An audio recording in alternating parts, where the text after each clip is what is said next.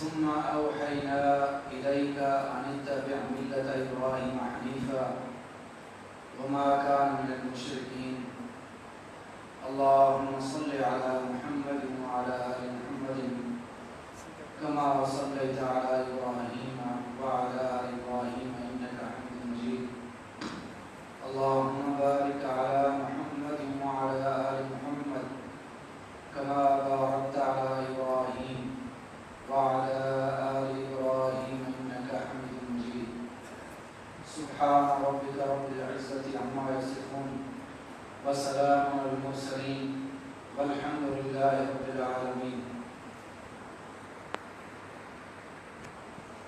سب تعریفیں اللہ تعالیٰ کے لیے ہیں.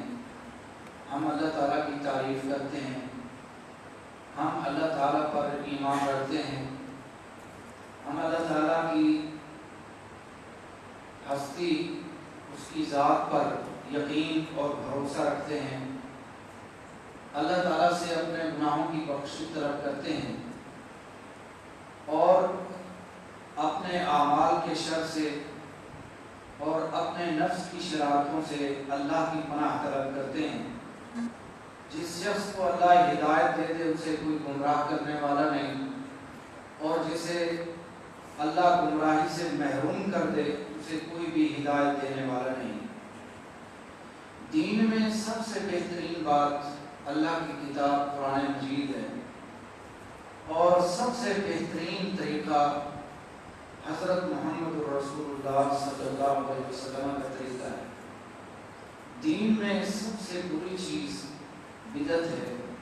ہر بدعت گمراہی ہے اور ہر گمراہی جہنم میں لے جانے والی ہے. اے اللہ رحمت نازل فرما حضرت محمد مصطفیٰ صلی اللہ علیہ وسلم پر اور آپ کی آل پر، جس نے رحمت نازل فرمائی حضرت ابراہیم علیہ السلام پر اور ان کی آل پر. بلا شبہ تو تعریف کے لائق بزرگی والا ہے. اے اللہ برکتیں نازل فرما حضرت محمد مصطفیٰ صلی اللہ علیہ وسلم پر اور آپ کی آل پر، جیسے تو نے برکتیں نازل فرمائی حضرت ابراہیم علیہ السلام پر اور ان کی آل پر. بلا شبہ تو تعریف کے لائق بزرگی والا ہے. حضرات گرامی قدر، یہ وہ خطبہ ہے جسے ہم خطبہ مسنونہ کہتے ہیں، جسے ہم خطبہ جمعہ کہتے ہیں، جسے ہم خطبہ نکاح کہتے ہیں، جسے ہم عیدین کا خطبہ کہتے ہیں. عید الاضحیٰ اور عید الفطر دونوں کے لیے یہی خطبہ ہے، اور خطبہ جمعہ بھی یہی ہے. پہلا خطبہ بھی یہی ہے، آخری خطبہ بھی یہی ہے. اور ہر مسلمان مرد اور عورت کے اس ازدواجی رشتہ، شادی کے نکاح کے موقع پر بھی یہی خطبہ پڑھا جاتا ہے. میں نے اس خطبے کا آپ کو ایک سادہ ترجمہ سنایا ہے اور اپنی اس بات کو ایک واقعہ کی طرف اشارہ کے ساتھ جوڑنا چاہتا ہوں. نبی علیہ السلام نے مکہ کے اندر دعوت و تبلیغ کے ذریعے ایک عجیب و غریب شہرت پائی. پہلے لوگ آپ علیہ السلام کو جانتے تھے کہ آپ قریشی ہیں، آپ قریش کے سردار قبیلے اور خاندان کے فیملی ممبر ہیں اور صادق ہیں، امین ہیں. جب اللہ کی طرف سے آپ کو نبوت ملی تو آپ نے لوگوں کے سامنے لوگوں اور ماحول سے بالکل برعکس ایک عجیب و غریب پیغام کے ذریعے سے اپنا تعارف کروایا کہ میں اللہ کا نبی رسول ہوں. تم لوگ اپنے باپ اور دادا کے مذہب اور طریقوں کو، رسم و رواجوں کو چھوڑ کر ایک اللہ وحدہ لا شریک کی عبادت کرو. بتوں کو، اللہ کے سوا دوسری ہستیوں کو پوجنا چھوڑ دو. لات، منات، عزا، ہبل، نائلہ، عصاف اور ان کے علاوہ اہل مکہ کے خانہ کعبہ میں رکھے ہوئے 360 بت اور مورتیاں، جن میں ایک مورت سیدنا حضرت ابراہیم خلیل الرحمن علیہ السلام کی اور ایک مورتی ان کے فرزند ارجمند سیدنا حضرت اسماعیل علیہ السلام کی بھی تھی. ان ہستیوں کو اور ان مورتیوں کو پوجنا چھوڑ دو اور ایک اللہ وحدہ لا شریک کی عبادت کرو۔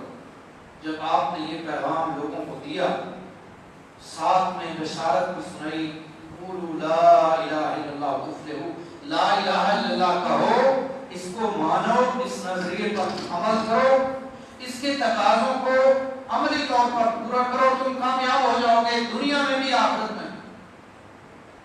تو یہ پیغام ان مکہ والوں کی نظر میں بڑا عجیب تھا، کچھ کو تو یہ بالکل بھی پسند نہیں آیا۔ ابو لہب نے جو کہ آپ کا چچا تھا، اس نے سن کر آپ کو دعا دی کہ آپ نعوذ باللہ تباہ و برباد ہو جائیں، الہذا جماعتنا، آپ نے ہمیں یہی پیغام سنانے کے لیے یہاں پہ بلایا تھا۔ لیکن اللہ کے رسول صلی اللہ علیہ وسلم نے اس کو برداشت کیا۔ اس کے بعد ایک بڑی مظلومانہ داستان ہے کہ آپ پر کیا کچھ ظلم و ستم نہیں ہوئے سرزمین مکہ میں، اسی توحید کے پیغام کو پہنچانے کی وجہ سے۔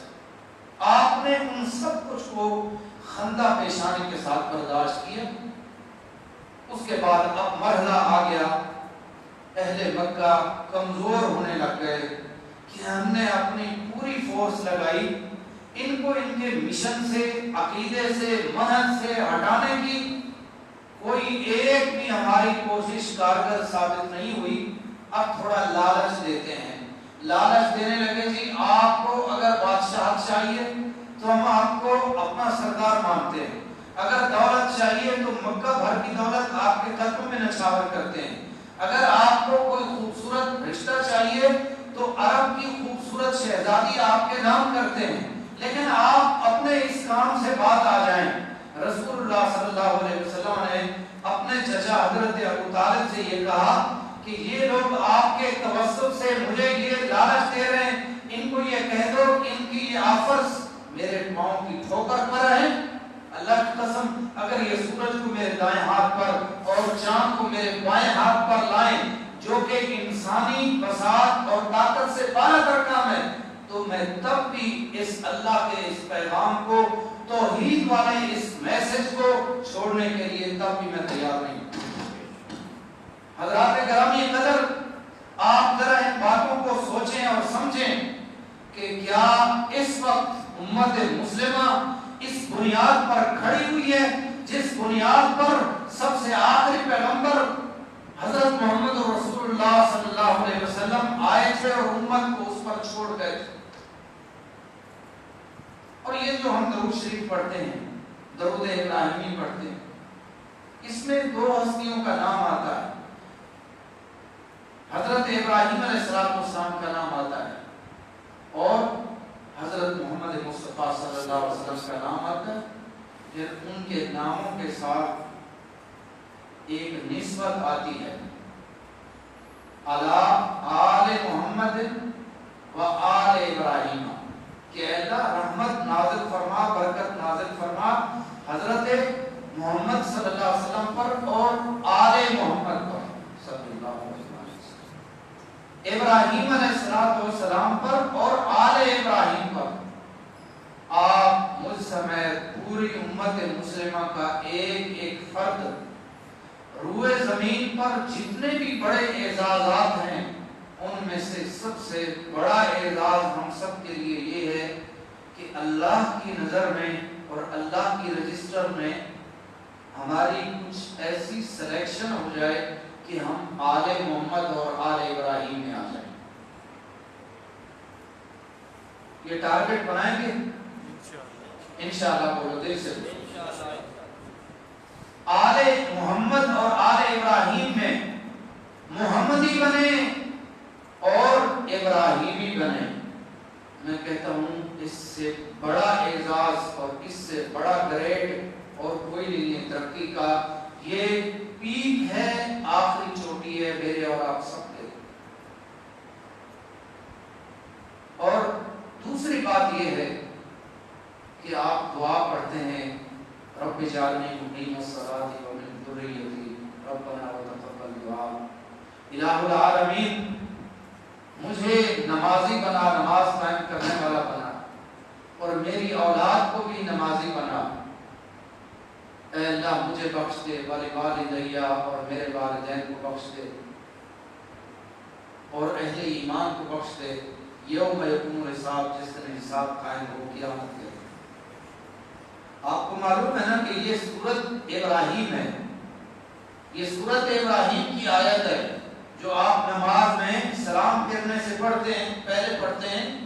یہ سورت ابراہیم میں یہ آیت موجود ہے، اور یہ حضرت ابراہیم علیہ السلام کی دعا ہے کہ ابراہیم علیہ السلام اللہ سے یہ مانگ رہے ہیں مجھے بھی نمازی بنا، میری اولاد کو بھی نمازی بنا۔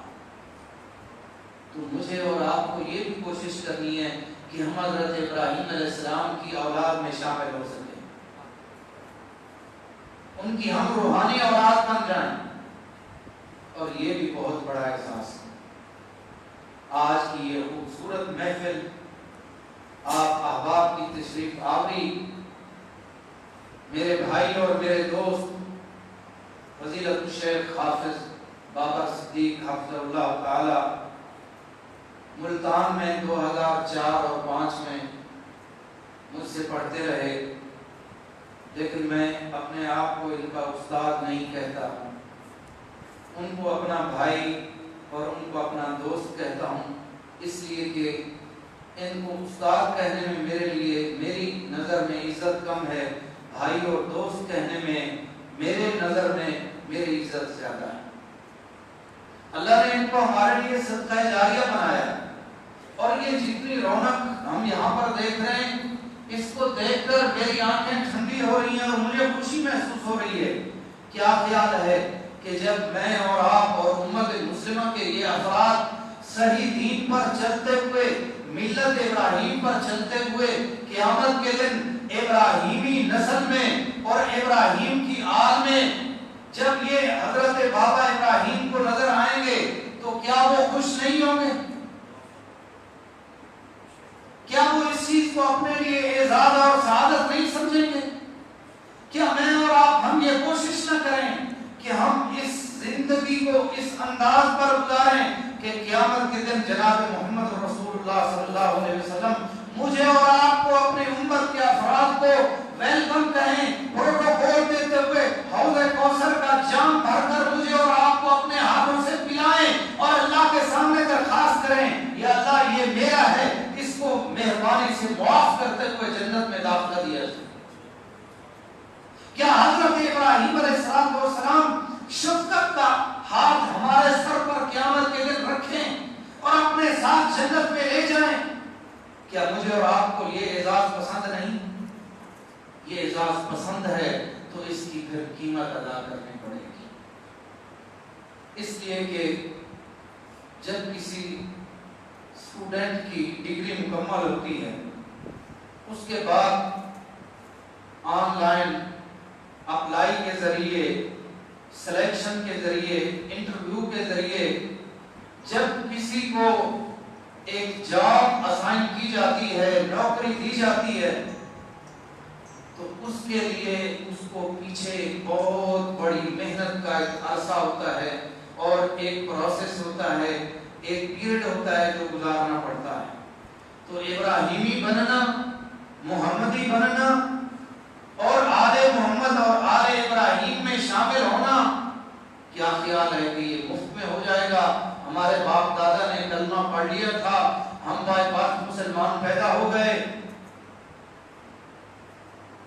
تو بس وہ ہمارے لیے کافی ہو جائے گا، اتنی نسبت کافی ہو جائے گی؟ بولے نا، نہیں، کچھ اس کے لیے محنت اور قیمت دینی پڑے گی۔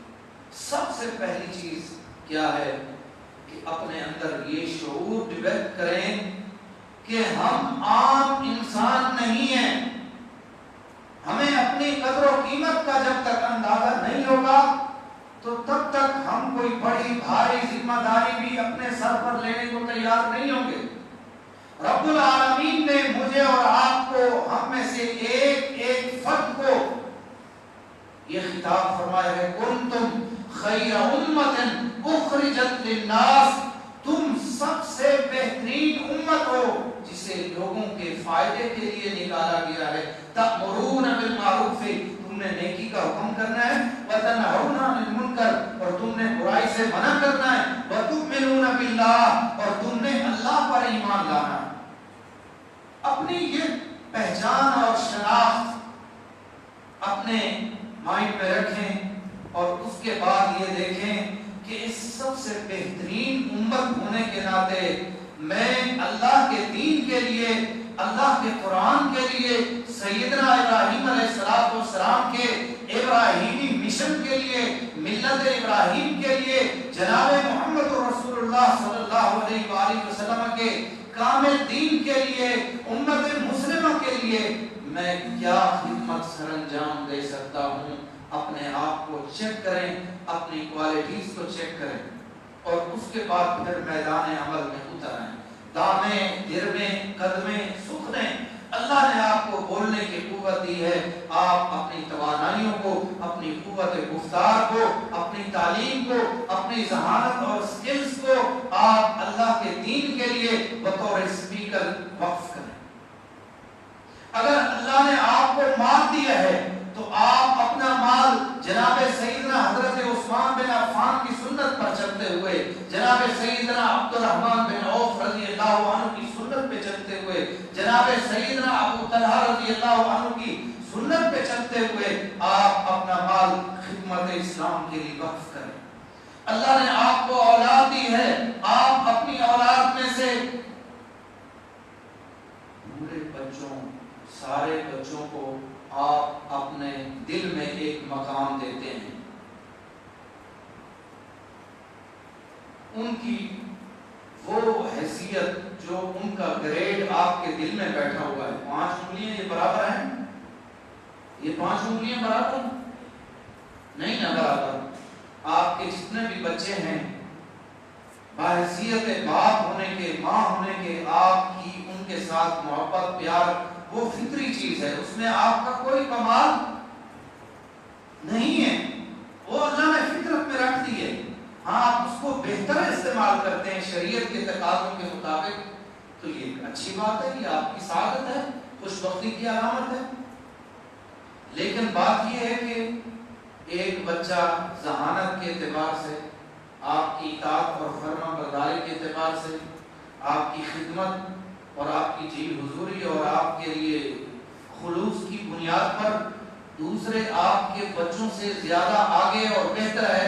آپ کے دل میں اس کا اور دوسرے نافرمان بچوں کا جو ڈیفرنس ہے وہ تو دل میں پیدا ہوگا نا۔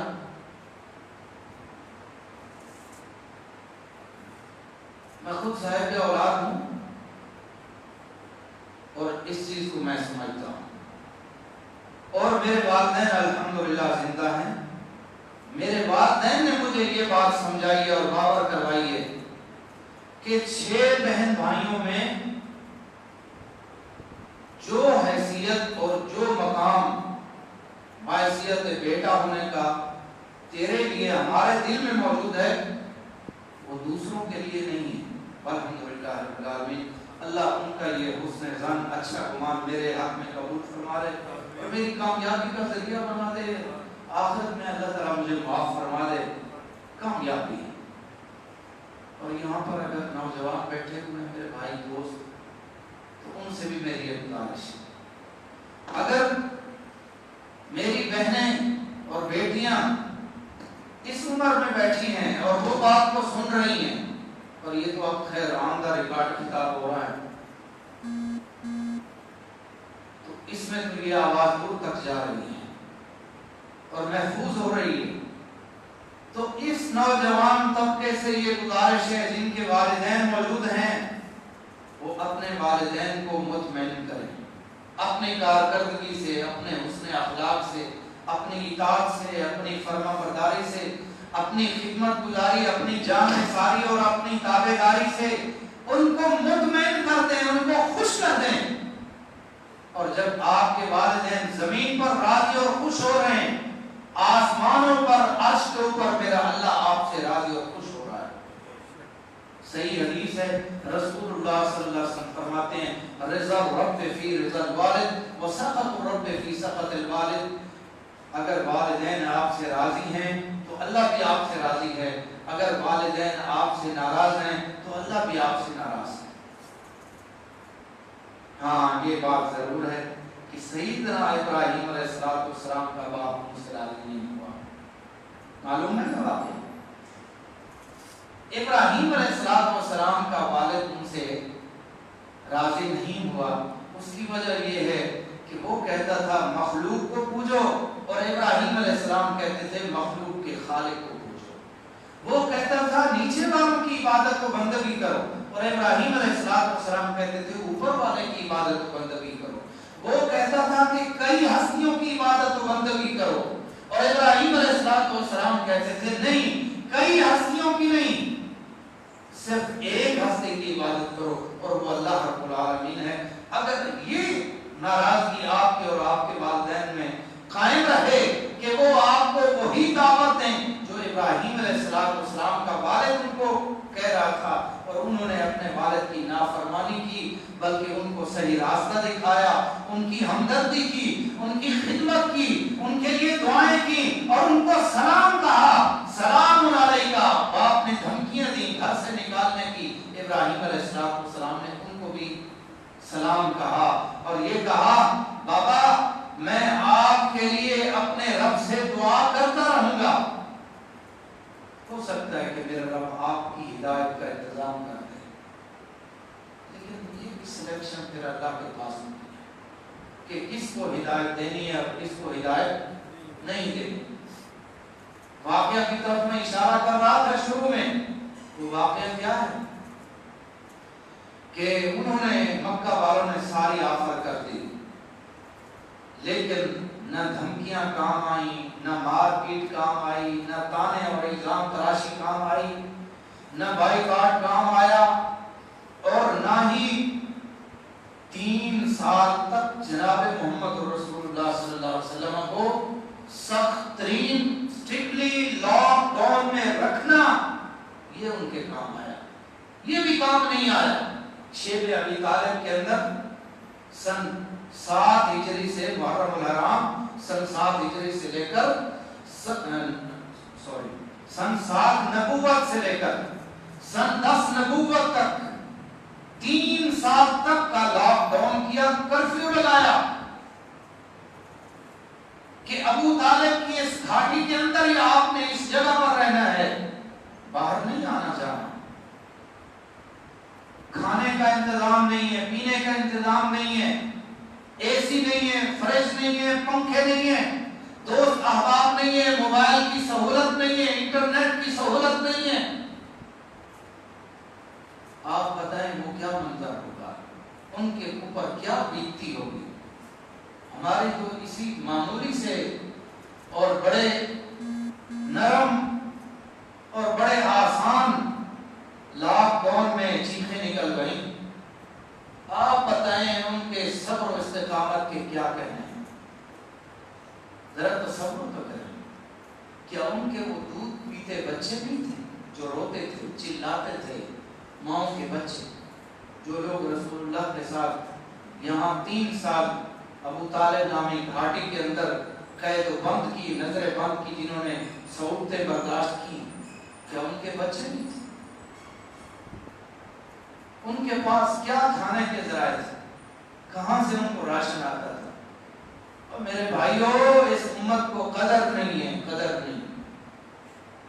رسول اللہ کی قدر نہیں ہے، رسول اللہ کے صحابہ کی قدر نہیں ہے، رسول اللہ کے دین کی قدر نہیں ہے، ان کے طائف میں لگنے والے ان پتھروں کی قدر و قیمت نہیں ہے، عہد کے اندر لگے ہوئے رسول اللہ کی پیشانی پر جو تیر لگے ہیں ان کی قدر و قیمت نہیں ہے.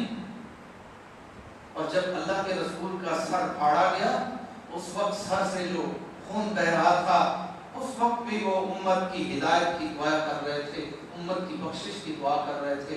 ہمیں تو اس ایثار اور اس اخلاص کی بھی قدر نہیں. یہ آپ کا ماحول ایک لبرل اور ایک سیکولر اور ایک خالص مادیت پرست اور دنیا دارانہ ماحول بنتا جا رہا ہے. میڈیا اس کے اندر اپنا بھرپور کردار ادا کر رہا ہے، حکومت اس کے لیے حالات ہموار کر رہی ہے، بین الاقوامی میڈیا اور سازشیں اس کو فروغ دے رہی ہیں کہ لوگ صحیح دین سے، آخرت کی فکر سے، دین کی طرف اور دین پر عمل سے بیزار ہو کر، دین سے متنفر ہو سے اور دنیا کے مال اور وسائل کے پیچھے دوڑنے لگ جائیں اور یہ سوچنے لگ جائیں پروموشن، ترقی، جاب، بزنس، فیوچر پلاننگ، ان چیزوں میں یہ الجھ جائیں اور اس کے بعد کس مقصد کے لیے ان کو پیدا کیا گیا، یہ کن کے وارث بن کر آئے اور دنیا میں ان کی زندگی کیا ہے، آخرت میں ان کا انجام کیا ہے، ان سارے کی ساری چیزوں سے ان کو غافل کر دیا جائے۔ آپ بتائیے اس وقت ماحول یہی بنایا جا رہا ہے کہ نہیں؟ تو اللہ کے واسطے اس سے نکلنا پڑے گا۔ میں نے کہا تھا اپنی سوچ کو بڑا کریں، اپنی قدر کو بڑا کریں۔ آپ کی ڈیوٹی صرف یہی نہیں ہے کہ آپ 30-40 ہزار روپیہ منتھلی کما لیں، یا جو زیادہ ایلیٹ کلاس لوگ ہیں وہ 1 لاکھ 2 لاکھ 5 لاکھ 10 لاکھ وہ منتھلی کما لیں اور اس کے بعد 2-3-4 کوٹھیاں اور بنگلے بنا لیں، 2-3-4 ان کے پاس جو ہے وہ کاریں ہوں اور 3-4 بینکوں کے اندر ان کا بینک بیلنس اور اکاؤنٹ موجود ہو، اور اس کے بعد ان کے بچے خوشحال زندگی گزار رہے ہوں اور کوئی ان سے پوچھے جی کیا حال ہے، شکر الحمدللہ جی۔ یہ زندگی کا یہ تو مقصد نہیں، یہ تو ضرورتیں ہیں، اور ان کو تو یہ ٹاٹ بھی میسر نہیں تھے جن کی میں بات آپ کو کر رہا ہوں، اور جن کی یاد تازہ کرتے ہوئے ہم یہ گوشت کھائیں گے اور مزے کریں گے، قربانیاں کریں گے۔ یہ تو دیکھو کہ یہ سنت کن لوگوں کی ہے، وہ کون تھی ہاجرہ، وہ سارا کون تھی، اللہ تعالیٰ کی ان پر سلام تھی، وہ اسماعیل کون تھا، وہ ابراہیم کون تھا، وہ محمد مصطفیٰ صلی اللہ علیہ وسلم، وہ یتیم، وہ در یتیم، وہ مکہ کی سرزمین میں پیدا ہونے والا کہ جب وہ بیٹھتا ہے قدرت نے، اللہ نے اس کو اتنا روب و جلال دیا ہے، روح زمین پر آج تک جتنے انسان آئے ہیں سب سے زیادہ سادہ اور سب سے زیادہ عاجزی کا پیکر اگر کوئی ہے تو محمد رسول اللہ صلی اللہ علیہ وسلم۔ جاہ و جلال اتنا ہے، پرسنالٹی میں روب اور دبدبہ اتنا ہے، سادگی کے باوجود بھی ایک شخص آیا، قریب آ کر بیٹھنے لگا تو اللہ کے رسول صلی اللہ علیہ وآلہ وسلم کی جو اللہ کی طرف سے قدرتی بناوٹی نہیں، جعلی نہیں، جو اللہ نے آپ کو ہیبت دی تھی قدرتی، وہ اس پر طاری ہونے لگی، کب کبانے لگا۔ رسول اللہ صلی اللہ علیہ وسلم نے فرمایا ڈر نہیں، ڈر نہیں، ڈرنا نہیں ہے، میں تو مکہ کی اس غریب خاتون کا بیٹا ہوں جس کے پاس کھانے کو کبھی صرف خشک بوٹیاں ہوتی تھیں اور وہ انہی کو کھا کر اپنا گزر بسر کرتی تھی، میں اس خاتون کا بیٹا ہوں، وہ آمنہ بنت وہب کا بیٹا ہوں۔ اللہ اکبر، یہ روحانیت کب آئے گی؟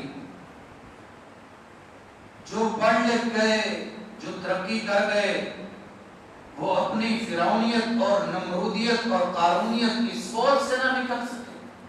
جو غریب تھا بیچارہ، اس کو صبح اور شام اپنے بچوں کے لیے 2 ٹائم کے لقمے اور روٹی کی فکر اس کو یہاں سے بلند نہ کر سکی، کون اس مشن کا وارث بنے گا؟ میں اور آپ قیامت کے دن کس منہ سے حضرت جناب محمد رسول اللہ کے سامنے جائیں گے؟ جناب ابراہیم و اسماعیل کو اپنا منہ دکھائیں گے؟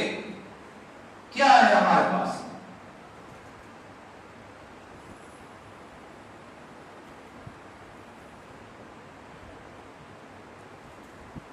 میں کوئی یہاں پر خطیب کی حیثیت سے تو نہیں آیا، یہ تو میں اور آپ یہاں پر مل بیٹھ کر یہ ہماری میٹنگ ہو رہی ہے، ہم سوچنے کے لیے آئے ہیں، یہ فکر کی محفل ہے، ہم سوچنے کے لیے ہیں کہ ہمارے پاس کیا ہے کہ ہم ان کو کچھ دکھا کر راضی کر لیں گے اور کچھ کر لیں گے۔ اور یاد رکھیں یہ یہاں پر ہے کہ یہاں پر کوئی تقسیم نہیں ہے، پارٹیشن نہیں ہے کہ یہ کون ہے اور یہ کون ہے اور یہ کون ہے۔ ہاں کسی کا قد اونچا ہے اور اس کی جسامت ٹھیک ہے، پرسنالٹی وائز وہ آپ کو اچھا لگ رہا ہے، کلر اس کا وائٹ ہے، چہرے کے خط و خط نقش و نگار اس کے بڑے خوبصورت ہیں، مال دولت ہے، اور اس کا فیملی بیک گراؤنڈ بہت مضبوط ہے، اور اس کے پاس سکلز ہیں بہترین زبردست قسم کا، اس کا کامیاب بزنس ہے، یا اس کے بڑے گریڈ اور اونچے عہدے والا کوئی جاب ہے، اس کے پاس نوکری ہے، یا لوگوں کے سامنے اس کا اچھا کسی نہ کسی طرح سے کوئی تعارف ہے، ہم تو یہ سمجھتے ہیں کہ یہ بندہ بڑا کامیاب ہے۔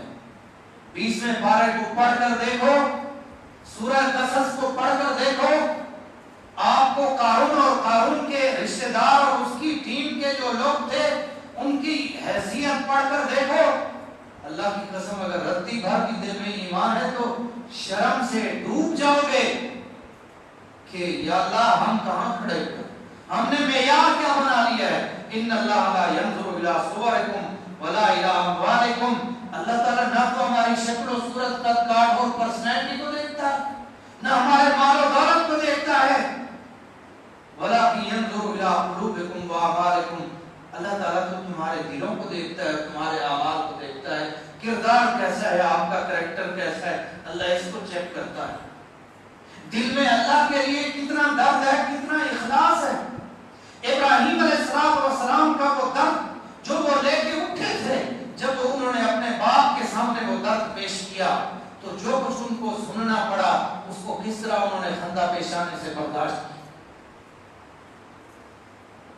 جب وہ اسی درد کو لے کر اپنی قوم کے پاس گئے، ان سے گفتگو کی، قوم نے جو تانے مارے، ابراہیم علیہ السلام نے کس طرح ان تانوں کو خندہ پیشانی سے برداشت کیا۔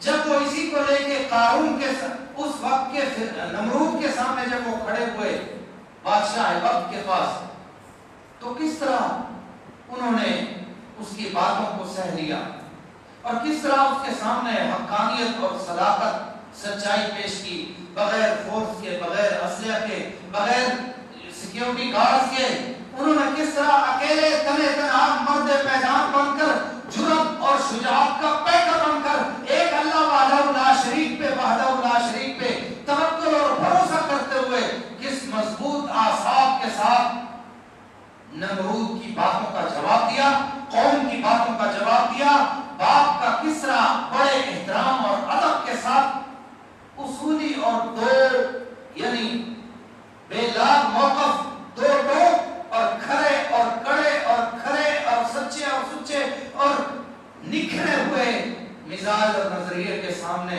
کے ساتھ باپ کا کس طرح مقابلہ کیا۔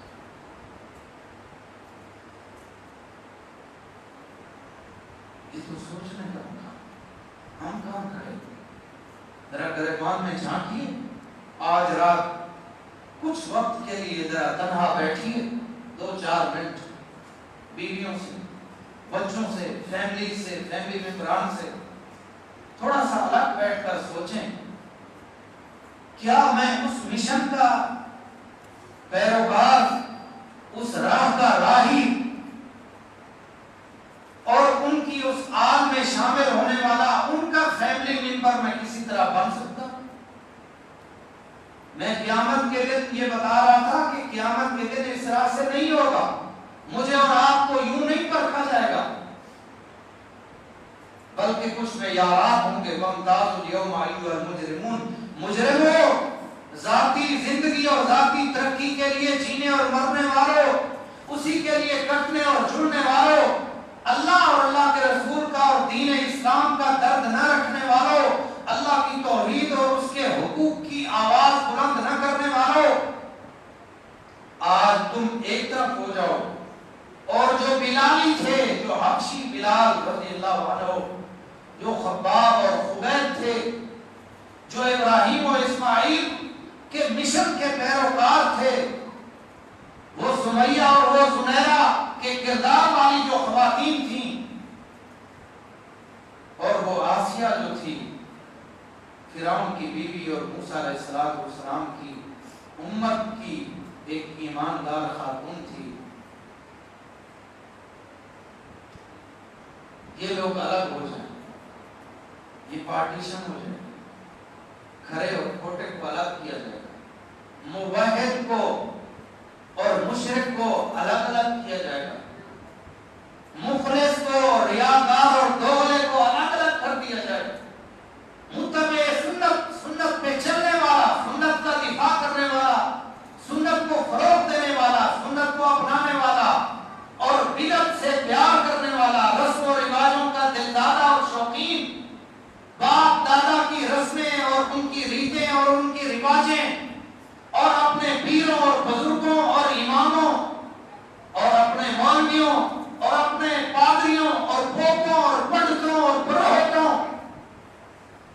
کا وہ پجاری جو دین اسلام کو چھوڑ کر، اللہ اور اللہ کے رسول کے احکامات کو چھوڑ کر، قرآن کو چھوڑ کر، صحیح حدیث مصطفیٰ کو چھوڑ کر، جو ان جعلی طریقوں پر عمل کر کے اپنے مسلک پر اور اپنے انداز پر اپنے دینداری پہ فخر کرنے والا تھا، دونوں کو الگ کیا جائے۔ مادیت پرست دنیا کا پجاری اور اللہ کا پجاری، اللہ کا درد اور اس کے لیے اخلاص رکھنے والے کو الگ کیا جائے۔ ذرا یہ غور و فکر کا مقام ہے۔ میں اور آپ آج یہاں پر یہی سوچنے کے لیے آئے ہیں، یہ میں دعوت فکر دے رہا ہوں، فکر آپ نے اکیلے میں بیٹھ کر کرنی ہے، میں نے اکیلے میں بیٹھ کر کرنی ہے، اس لیے کہ قبر میری اور آپ سب کی اجتماعی نہیں ہے، قبر میری بھی اور آپ کی الگ الگ ہے، اپنی قبر ہے، اپنا جواب، ہم کیا کر رہے ہیں، آپ کیا کر رہے ہیں، فیملی کی ڈیمانڈز کیا ہیں، حالات کے تقاضے اور مجبوریاں کیا ہیں، یہ کوئی میرے اور آپ پر تو یہ سارے حالات نہیں آ گئے، بابا ابراہیم علیہ السلام پہ بھی آئے ہیں، اسماعیل علیہ السلام پہ بھی آئے ہیں، حضرت ہاجرہ پہ بھی تو آئے ہیں، حضرت سارہ پہ بھی تو آئے ہیں، حضرت محمد رسول اللہ صلی اللہ علیہ وسلم اور آپ کے ایماندار صحابہ اور مخلص صحابہ اور صحابیات پر بھی تو یہ آئے، اللہ والوں پر بھی تو یہ حالات آئے، تمام انبیاء کرام پر بھی یہ حالات آئے ہیں، یہ مشکلات، یہ فیملی سسٹم کی مینجمنٹ اور اس کو چلانا اور اپنے دنیا کے فیوچر کی فکر، یار کیا ہو گیا، مقصد کوئی بھول گئے، اسی کو مقصد بنا لیا۔ ٹھیک ہے آپ تعلیم حاصل کر رہے ہیں، کریں، آپ کے بچے زیادہ پڑھ رہے ہیں، پڑھیں، میں تعلیم حاصل کر رہا ہوں، پی ایچ ڈی کر رہا ہوں، میں بھی کروں، یہ تو ضرورتیں ہیں، یہ تو ہماری دنیاوی چیزیں ہیں، یہ تو چلتی رہتی ہیں، لیکن میں یہ کہوں کہ میرا مقصد یہی ہے، میں اسی کے لیے جی مار رہا ہوں، اپنی ترقی کے لیے اور اپنی جاب کے لیے، اپنے پروموشن کے لیے، یار یہ تو زیادتی ہے۔ اللہ سے پوچھ لیں، قرآن سے پوچھ لیں کہ میں کس لیے پیدا ہوا ہوں، آپ کس لیے پیدا ہوئے ہیں؟ اٹھائیں ذرا 27ویں پارے 27ویں پارے کے دوسرے رکوع کو اٹھائیں، سورہ ذاریات کو اٹھائیں اور اس کی آیت نمبر 56 کو اٹھائیں، وَمَا خَلَقْتُ الْجِنَّ وَالْإِنسَ إِلَّا لِيَعْبُدُونِ، میں نے جنوں اور انسانوں کو اس لیے پیدا کیا ہے کہ وہ میری ہی عبادت و بندگی کریں۔ سورہ بقرہ سورہ نمبر 2 اور اس کے رکوع نمبر 2 کو جب آپ پڑھ لیں گے تو تیسرے رکوع کی پہلی آیت یہی ہوگی، یا ایھا الناس، اے لوگو، اعبدوا ربکم، اپنے اس پروردگار کی عبادت کرو، الذی خلقکم، جس نے تمہیں پیدا کیا ہے، والذین من قبلکم، جس نے تم سے پہلے لوگوں کو پیدا کیا ہے، لعلکم تتقون، تاکہ تم متقی اور پرہیزگار ہو سکو۔ وہ تو تمہیں حکم ہی اس لیے دیتا ہے کہ قربانی کرو۔ سورہ حج کی آیت نمبر 37 میں اللہ تعالیٰ کیا فرماتے ہیں؟ لَن يَنَالَ اللَّهَ لُحُومُهَا وَلَا دِمَاؤُهَا وَلَٰكِن يَنَالُهُ التَّقْوَىٰ مِنكُمْ، اللہ تعالیٰ کے پاس تمہارے ان قربانی کے جانوروں کا گوشت نہیں جائے گا، خون نہیں جائے گا، وَلَٰكِن يَنَالُهُ التَّقْوَىٰ مِنكُمْ، لیکن اللہ کے پاس تمہارا تقویٰ پہنچے گا۔ تقویٰ دل کی اس کیفیت کا نام ہے کہ جب انسان اپنی زندگی کے مقصد کو یہ سمجھ لے کہ میری زندگی کا مقصد تیرے دین کی سرفرازی، میں اسی لیے مسلمان، میں اسی لیے نمازی۔ اور اگر آپ کو ابھی بھی بات سمجھنا ہے تو آپ سورہ انعام کی آیت نمبر 162 کو اور آیت نمبر 163 کو پڑھیں، جس میں اللہ تعالیٰ فرماتے ہیں، قل، اے شک میری نماز، ونسکی بے شک میری قربانی، ومحیایا اور بے شک میرا جینا، میری زندگی کا مقصد، ومماتی اور میری موت، للہ رب العالمین اس اللہ کے لیے ہے جو سارے جہانوں کا پروردگار ہے، لا شریک لہ اس کا کوئی شریک نہیں ہے، وبذالک امرت میں اسی بات کا حکم دیا گیا ہوں، وانا اول المسلمین اور میں مسلمانوں میں سے ٹاپ پر کھڑا ہونے والا مسلمان ہوں۔ آج آپ کا بچہ یہ چاہتا ہے کہ بچہ ٹاپ کرے، اس کے ہائیسٹ مارکس آ جائیں، اس اسکول میں اس کو پہلی پوزیشن مل جائے، وہ بہت ٹاپ کرے۔ ٹھیک ہے، اس خواہش میں کوئی جرم نہیں، یہ خواہش میری بھی ہے الحمدللہ رب العالمین، اور اللہ تعالیٰ نے مجھے ہر یونیورسٹی کے اندر یہ عطا فرمایا ہے وللہ الحمد۔ لیکن میں کل بھی اور آج بھی اپنا یہی مقصد سمجھتا ہوں کہ یہ مسجد، یہ ممبر، یہ محراب، یہ مدرسہ، یہ دین کی یہ محفل، یہ میرے لیے میرا اولین مقصد ہے۔ انشاءاللہ عز و جل رب العالمین اس بابرکت محفل کے توسط سے میری یہ دعا اور آرزو پوری فرمائے۔ میرا مقصد کوئی ریاکاری نہیں، میں ان باتوں کے اظہار سے آپ سب کو یہ دعوت فکر دینے آیا ہوں۔ آگ لگاؤ ایسی ریاکاری کو، ایسی شہرت کو، کیا لیں گے ہم اس سے؟ ذلیل و رسوائی کا یہ سب سے بڑا ذریعہ ہے، لیکن اس بات کا مقصد یہ ہے کہ اللہ کے بندوں دنیا میں آگے بڑھنے کے ساتھ ساتھ آخرت اور اللہ کے دین کے معاملے میں بھی آگے بڑھیں۔ اس سفر کو نہ روکیں اللہ کا واسطہ۔ جہاں کہیں بھی اللہ آپ کو بلندی دے، جتنا اللہ آپ کو دنیاوی طور پر سر بلند کرے، اتنا آپ پر اس کا عملی شکر واجب ہو جاتا ہے۔ زبان سے شکر الحمدللہ کہہ لیا تو کیا پتا کیا، شکر ادا کرنا ہے تو اس طرح کریں جیسے حضرت ابراہیم علیہ السلام نے کیا۔ پتہ ہے یہ خانہ کعبہ میں اپنی بیوی کو کیوں چھوڑا؟ خانہ کعبہ جو اس وقت ماشاءاللہ ابھی یہ تو کرونا کے عارضی حالات ہیں، ورنہ اس سے پہلے لاکھوں کی وہاں پر آبادی ہوتی تھی۔ لیکن کیا یہ پہلے بھی ایسے رونق ہوتا تھا جب ابراہیم علیہ السلام نے اپنی بیوی حضرت ہاجرہ کو اور اپنے ننھے بیٹے اسماعیل کو وہاں پر چھوڑا تھا؟ نہیں، بِوَادٍ غَيْرِ ذِي زَرْعٍ عِنْدَ بَيْتِكَ الْمُحَرَّمِ، تیرے قابل احترام گھر کے پاس چھوڑا جہاں کاشتکاری، کھیتی باڑی، زراعت نہیں ہوتی۔ کیوں نہیں ہوتی؟ پانی نہیں ہے۔ جہاں پانی نہیں ہے، انسان نہیں ہے، پرندے نہیں ہیں، وہاں پر چرندے نہیں ہیں، درندے نہیں ہیں، کوئی وہاں پر رہنے کو بھی تیار نہیں ہے۔ اپنی زندگی کو وہاں پر جب سب غیر محفوظ سمجھ رہے تھے، اس غیر محفوظ اور ویران مقام پر ابراہیم علیہ السلام نے اللہ کے حکم سے اور یہ اس محفل کو آباد کرنے کے حکم سے، اللہ کے ان گھروں کی رونق سے ایک پوری سوچی سمجھی پری پلاننگ کے ساتھ وہاں پر چھوڑا اور اللہ سے یہ کہا لیقیموا الصلاۃ، یہ یہاں پر نماز قائم کریں گے۔ اور اس کے بعد پھر کیا کہا؟ وَارْزُقْهُم مِّنَ الثَّمَرَاتِ، انہیں پھلوں کا رزق عطا فرما، لَعَلَّهُمْ يَشْكُرُونَ، یہ تیرا شکر ادا کریں۔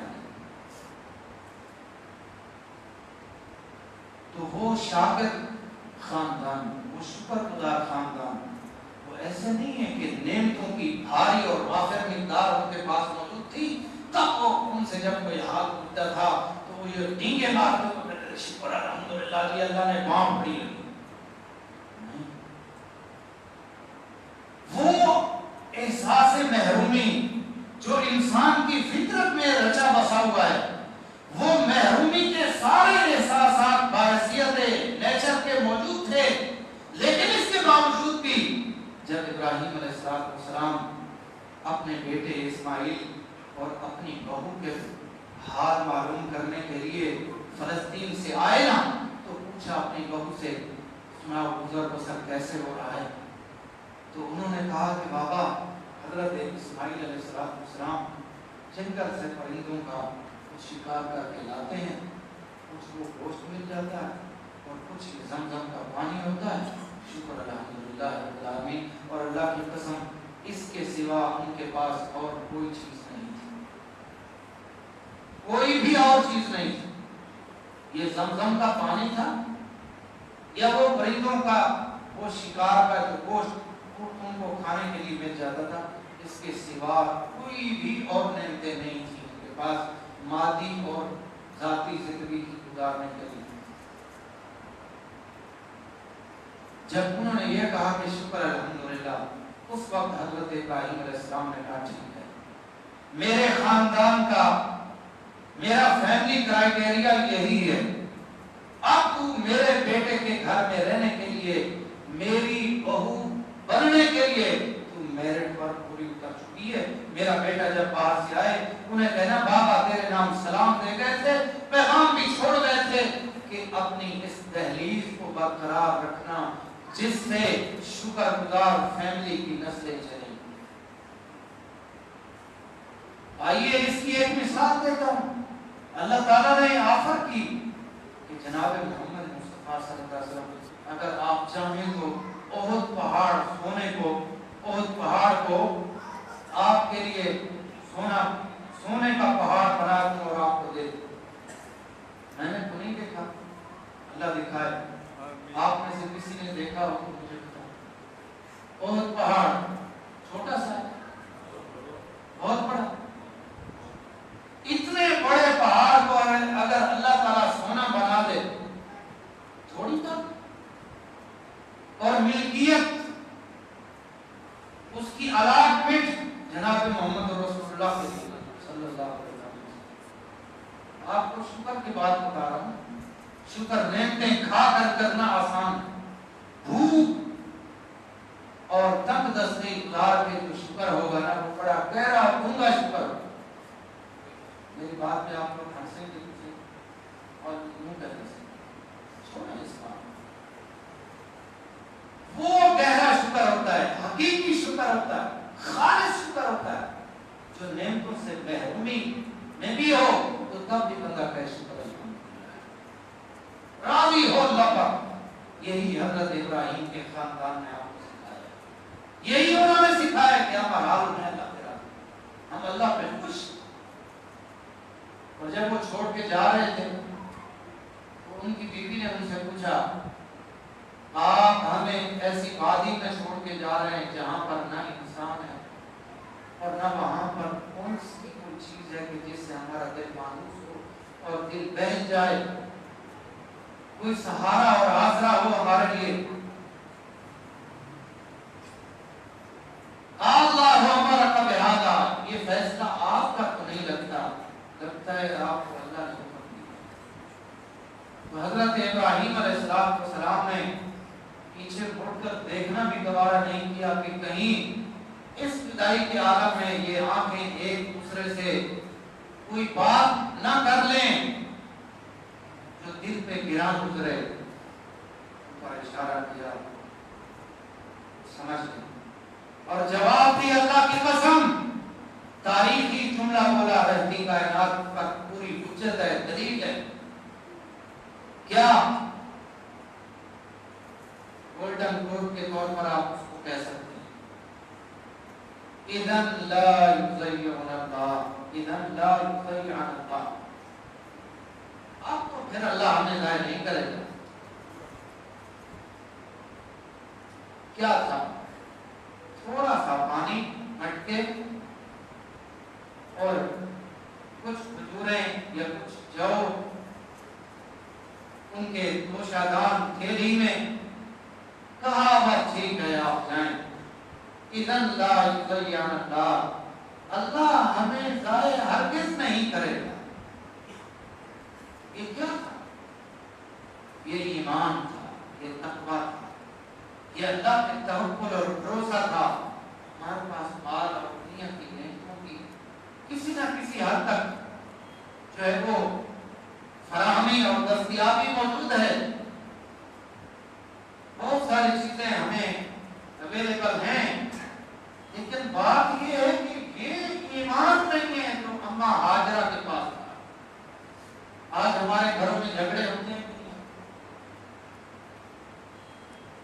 امیروں کے گھروں میں بھی ہوتا ہے، غریبوں کے گھروں میں بھی ہوتا ہے۔ اگر مائیں بہنیں سن رہی ہیں تو وہ بھی ذرا یہ دیکھ لیں کہ ان کا کوئی نہ کوئی رشتہ حضرت ہاجرہ کے ساتھ جڑتا بھی ہے کہ نہیں۔ حضرت ابراہیم کی بہوؤں میں، ان کے فیملی ممبرز لیڈیز میں ان کا بھی شمار ہوتا ہے کہ نہیں؟ اس کو بھی ذرا غور فکر کرنا اکیلے میں۔ اور جو بیٹے ہیں وہ ذرا یہ بھی دیکھ لیں کہ باپ کہتے ہیں بیٹا میں نے خواب میں ذبح کرتے ہوئے دیکھا، بتا کیا کرنا۔ اگر سمجھ نہ آئے واقعے کی ذرا کھولو نا قرآن مجید کے 23ویں پارے کو اور سورہ صافات کی آیت نمبر 99 سے 108 تک ذرا وہ پڑھو نا واقعہ۔ وقال انی ذاہب الی ربی سیہدین، جب بے در ہو کر جائیداد سے آگ اور محروم ہو کر ابراہیم علیہ السلام اس دنیاوی ماحول سے بیدار ہو کر جب وہ جا رہے تھے، جاتے ہوئے کہتے جا رہے تھے الوداعی کلمات، میں جا رہا ہوں، انی ذاہب، میں جا رہا ہوں۔ کدھر جا رہے ہیں؟ رشتے دار کہاں ہیں؟ آگے فیملی کہاں ہے؟ آپ کا سٹے وہاں پہ کہاں ہوگا؟ سواری کیا ہے آپ کے پاس؟ زادرہ آپ کے پاس کیا ہے؟ کس کے پاس جا رہے ہیں؟ کہا انی ذاہب الی ربی سیہدین، میں اپنے رب کے پاس جا رہا ہوں۔ سیہدین، ان قریب میرے رب مجھے راستہ دکھائے۔ ہجرتیں کی ہیں، عراق سے نکلے ہیں، اور کے مقام سے مصر کے قریب یہاں سے نکلے ہیں، فلسطین اور عراق اور ان جیسے سارے مقامات سے ہوتے ہوئے شام اور نہ جانے کہاں کہاں سے جنگل کے راستے، ویرانی، تنہائی، بے سر سامانی، اور نہ جانے راستے میں کانٹے آئے، پتھر آئے، پہاڑ آئے، صحرا آئے، دریا آئے۔ کون تھا جو ایک پری پلانٹ منصوبے کے تحت یہاں ابراہیم علیہ السلام کو اٹھا رہا تھا اور خانہ کعبہ جیسے ویرانے کے پاس مکہ میں چھوڑ رہا تھا؟ کون تھا؟ کون تھا یہ سبحان کرنے والا، حفاظت کرنے والا؟ ان کو سنبھال سکتا تھا، مجھے اور آپ کو نہیں سنبھال سکتا۔ اور خدا کی قسم، اللہ کی قسم، قرآن اٹھا کر بیٹھو، فرمان رسول اٹھا کے بیٹھو، انبیاء کرام کی سیرت اور ان کی اس ہسٹری کو ذرا پڑھ کر بیٹھو، ذرا صحیح ایماندار اور ضمیر اور روشن ضمیر بن کر بیٹھو۔ آپ اپنی ملامت اپنے آپ کو خود ہی ملامت کرنے جاتے ہیں کہ مطلب کسی کھاتے میں شمار ہے۔ اللہ کے بندو، یہ زمانہ آ گیا ہے کسی قربانی کا جانور خریدا گیا، اس کے بعد اس کی پکس لی گئی ہے اور سوشل میڈیا پر، واٹس ایپ کے ذریعے، فیس بک پر اور فلاں چیز پر اس کو چڑھا دیا گیا۔ کتنا بڑا اچھا قیمتی جانور ہے، میرے بچے قربانی کا جانور دے کر بازار میں گلیوں میں ہر وقت گھومتے ہیں۔ اذان ہوتی ہے، مسجد میں نماز کے لیے نہیں جاتے، قربانی کے جانور کو باہر دکھا رہے ہیں اس کی نمائش پر۔ ہاں جی، کتنے کا لیا جی؟ اتنے کا لیا ہے، بڑا اچھا ہے، بس سنا میرا جانور اچھا ہے کہ نہیں؟ ہاں اچھا ہے جی، اس پہ کمنٹ کرو گی فیس بک پہ۔ اب عبادت ہے، اخبار کے اندر آ گیا، ٹی وی پہ آ گیا، الیکٹرانک میڈیا، پرنٹ میڈیا پہ آ گیا، فلاں نے قربانی کا جانور خرید کیا اور اتنے کا اور یوں ہے اور اتنا بدن ہے۔ اللہ کے بندوں، اللہ تعالیٰ ان چیزوں کو دیکھے گا؟ تو مخلص ہے تو وہ اپنے اخلاص کو اپنے دل میں چھپا کے رکھے۔ میرا رب ان ساری کارروائیوں سے بیدار ہے، متنفر ہے، اس کو وہ ادائیں چاہیے، وہ ساتھیاں چاہیے جو ابراہیم اور اسماعیل اور حضرت سارہ اور ہاجرہ اور ان کے خاندان نے جو پیش کیے ہیں۔ میرا رب ان چیزوں کو دیکھے۔ بلا کیے نہ تقویٰ منکم، جانور کا گوشت اس کا خون نہیں پہنچتا، تمہارے دلوں کا تقویٰ اور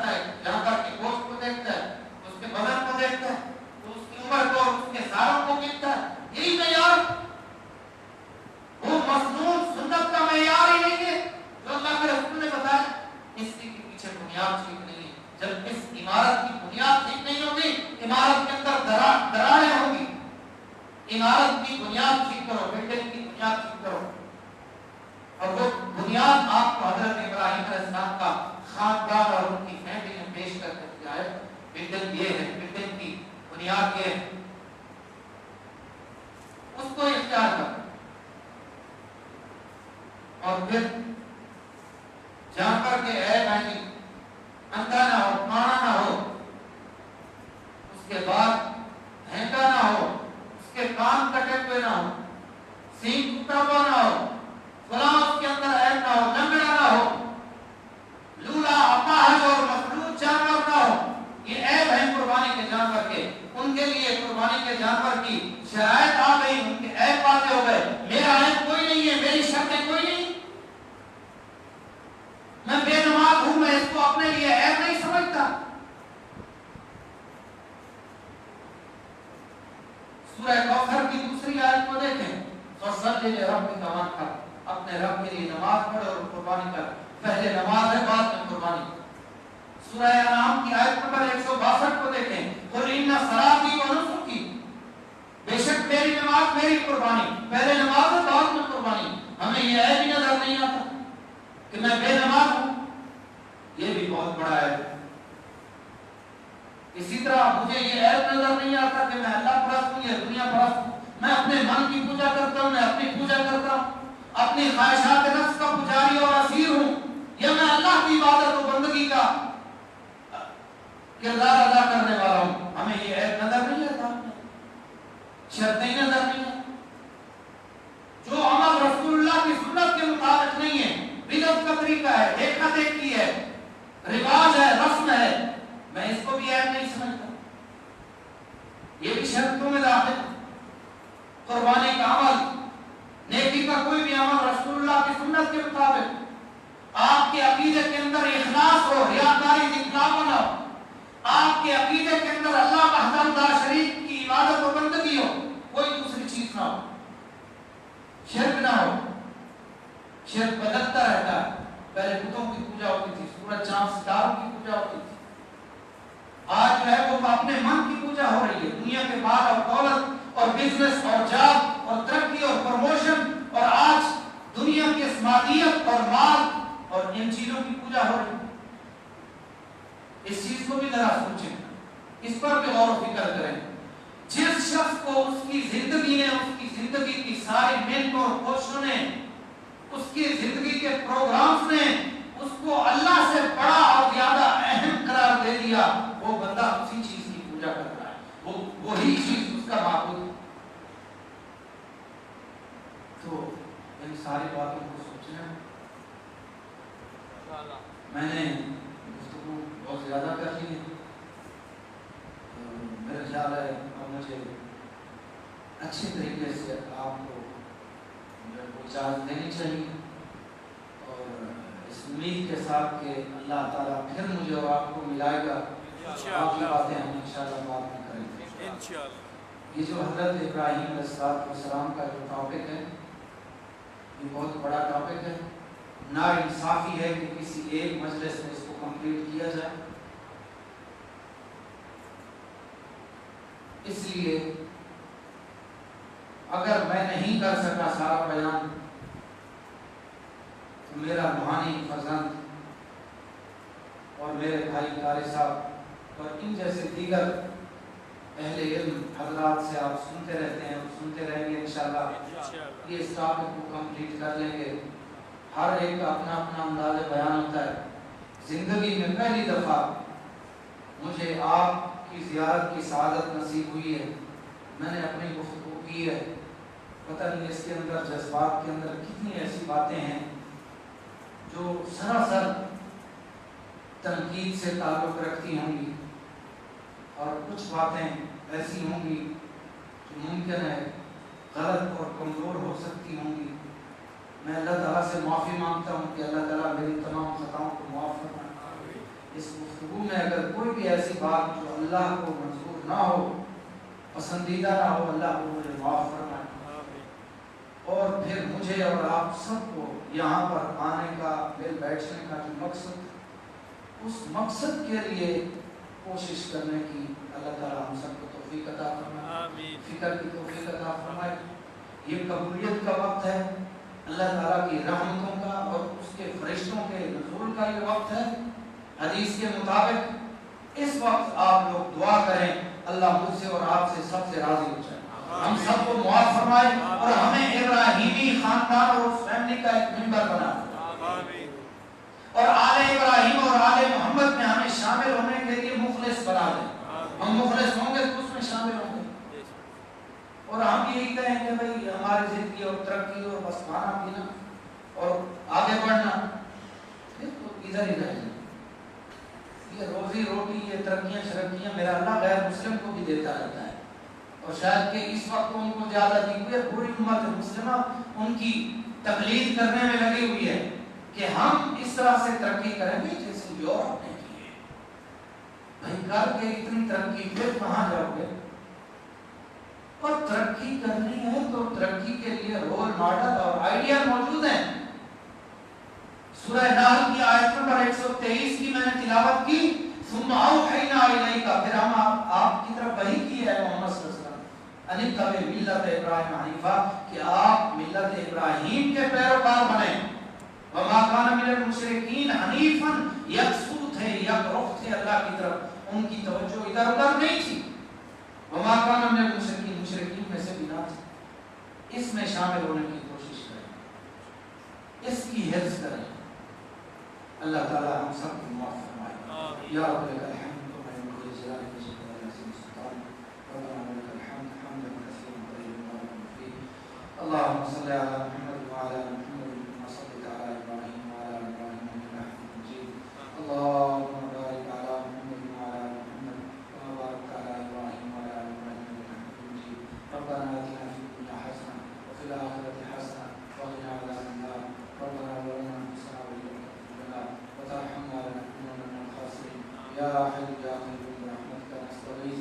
اللهم استر عوراتنا وامن روعاتنا. اللهم انصر من نصر دين محمد صلى الله عليه وسلم واجعلنا منهم, واخذل من اعرض عن دين محمد صلى الله عليه وسلم ولا تجعلنا منهم.